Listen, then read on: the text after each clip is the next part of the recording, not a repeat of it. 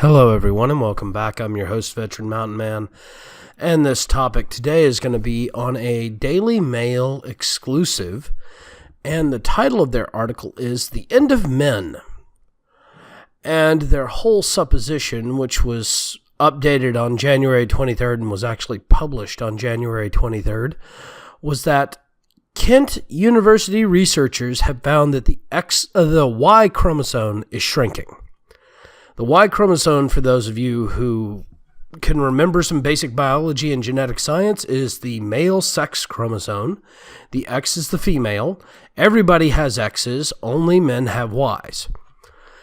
Now, what they actually do is they reference an article on the conversation by Dr. Peter Ellis and Professor Darren Griffin. And they make it sound like this discussion was basically the Y chromosome is shrinking. We don't know why, but it's going to end up disappearing in less than 5 million years. Well, here's the truth. When you go and actually look at the article on the conversation, things are a little bit more different than they actually make them appear. Now, they talk about winding back the clock 166 million years ago when mammals first developed the proto-Y chromosome, which was the precursor to the modern Y chromosome. And it was far larger. It was closer to the size of an X. Now, nobody really understands why it reduced out to the size it currently is. But it's about half the size of a standard X. Now, studies have actually shown that there are some unusual developmental structures which protect the Y chromosome from degradation.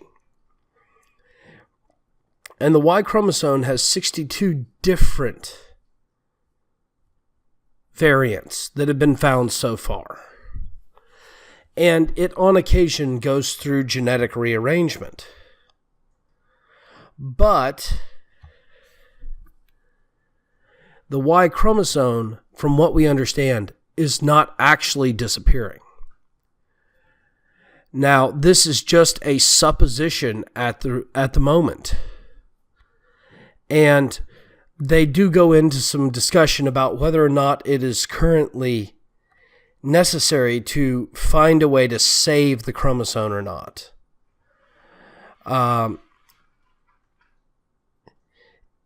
It truly is not.